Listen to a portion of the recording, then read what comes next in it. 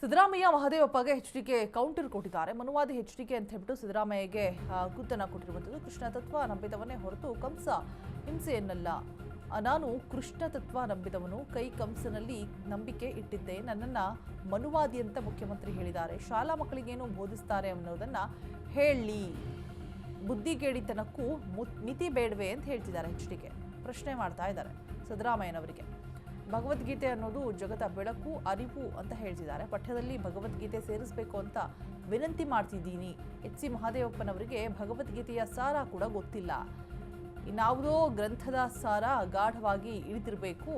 ನಿಮ್ಮನ್ನ ಅಜ್ಞಾನಿ ಎನ್ನುವುದು ನನಗೆ ಇಷ್ಟ ಇಲ್ಲ. ಸಂವಿಧಾನ, ಪ್ರಜಾಪ್ರಭುತ್ವ ಎಂದು ಸದಾ ಜಪಿಸುವ ನೀವು ಭಗವದ್ಗೀತೆ ಜೊತೆಗೆ ರಾಮಾಯಣ, ಮಹಾಭಾರತವನ್ನು ಕೂಡ ಓದಿ ಅಂತ ಹೇಳ್ಬಿಟ್ಟು ಕುಮಾರಸ್ವಾಮಿ ಈ ಕಡೆಯಿಂದ ಟಾಂಗ್ ಕೊಟ್ಟಿದ್ದಾರೆ. ಸಿದ್ದರಾಮಯ್ಯ ಮತ್ತು ಮಹದೇವಪ್ಪ ಎಚ್ಡಿಕೆ ಶಾಲಾ ಪಠ್ಯ ಪುಸ್ತಕದಲ್ಲಿ ಏನು ಭಗವದ್ಗೀತೆಯನ್ನು ಅಳವಡಿಕೆ ಮಾಡಬೇಕು ಅಂತ ಹೇಳಿದರು. ಸೊ ಆ ವಿಚಾರವಾಗಿ ಇದೀಗ ಅವರು ಹೇಳಿದಂತಹ ಮಾತುಗಳಿಗೆ ಸಿದ್ದರಾಮಯ್ಯ ಮಹದೇವಪ್ಪ ಯಾವಾಗ ಟಕ್ಕರ್ ಕೊಟ್ಟು ಇದೀಗ ಎಚ್ ಡಿ ಕುಮಾರಸ್ವಾಮಿ ರಿಯಾಕ್ಟ್ ಮಾಡಿರುವಂಥದ್ದು, ಕೌಂಟರ್ ಕೊಟ್ಟಿದ್ದಾರೆ. ಮನುವಾದಿ ಎಚ್ಡಿಕೆ ಅಂತ ಹೇಳ್ಬಿಟ್ಟು ಸಿದ್ದರಾಮಯ್ಯಗೆ ಗುತ್ತು ಕೊಟ್ಟಿದ್ದಾರೆ.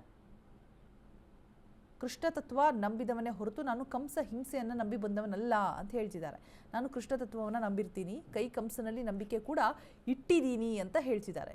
ನನ್ನನ್ನು ಮನುವಾದಿ ಅಂತ ಮುಖ್ಯಮಂತ್ರಿ ಹೇಳಿದ್ದಾರೆ. ಶಾಲಾ ಮಕ್ಕಳಿಗೆ ಏನು ಬೋಧಿಸ್ತಾರೆ ಅನ್ನೋದನ್ನು ಹೇಳಿ, ಬುದ್ಧಿಗೇಡಿತನಕ್ಕೂ ಮಿತಿ ಬೇಡವೆ ಅಂತ ಹೇಳ್ಬಿಟ್ಟು ಸಖತ್ತಾಗಿ ಕೌಂಟ್ರ್ ಕೊಟ್ಟಿದ್ದಾರೆ ಸಿದ್ದರಾಮಯ್ಯ ಕೊಟ್ಟಿರುವಂತಹ ಹೇಳಿಕೆಗೆ. ಸಿದ್ದರಾಮಯ್ಯ ಹೇಳಿರ್ತಾರೆ, ಕುಮಾರಸ್ವಾಮಿ BJP ಕಡೆ ವಾಲದ ಮೇಲೆ ಈಗ ಮನುವಾದಿ ಆಗ್ಬಿಟ್ಟಿದ್ದಾರೆ ಅಂತ ಹೇಳಿಬಿಟ್ಟು. ಸೊ ಆ ಮಾತಿಗೆ ಕೌಂಟ್ರ್ ಕೊಡ್ತಾ ಇರುವಂಥದ್ದು.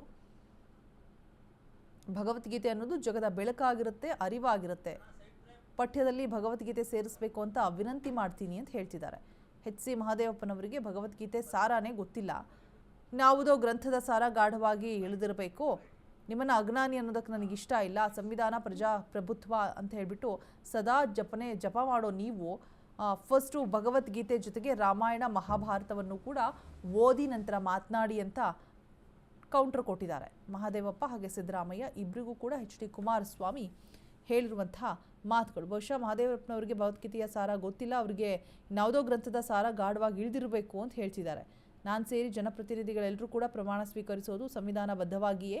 ದೇವರು, ತಂದೆ ತಾಯಿ ಹೆಸರಲ್ಲಿ ಪ್ರಮಾಣ ಸ್ವೀಕರಿಸ್ತೀವಿ. ಇದು ಕೂಡ ಸನ್ಮಾರ್ಗವೇ. ಹಾಗಾದರೆ ಮಹದೇವಪ್ಪನವರ ಮಾರ್ಗ ಯಾವುದು? ಕಂಸ ಮಾರ್ಗವೇ ಅನ್ನೋ ರೀತಿಯಲ್ಲಿ ಪ್ರಶ್ನೆ ಮಾಡಿರುವಂಥದ್ದು ಕುಮಾರಸ್ವಾಮಿ.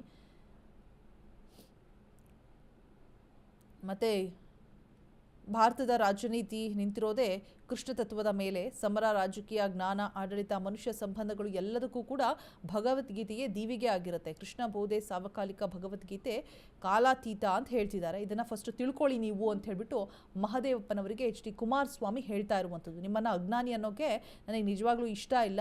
ಸಂವಿಧಾನ, ಪ್ರಜಾಪ್ರಭುತ್ವ ಅಂತ ಹೇಳ್ಬಿಟ್ಟು ಸದಾ ಜಪ ಮಾಡೋ ನೀವು ಭಗವದ್ಗೀತೆ ಜೊತೆಗೆ ರಾಮಾಯಣ, ಮಹಾಭಾರತವನ್ನು ಕೂಡ ಓದಿ ಅಂತ ಹೇಳ್ಬಿಟ್ಟು ಹೇಳ್ತಾ ಇದ್ದಾರೆ. ಇದು ನನ್ನ ಸಲಹೆ ಅಂತ ಕೂಡ ಹೇಳಿದ್ದಾರೆ ಎಚ್ಡಿಕೆ.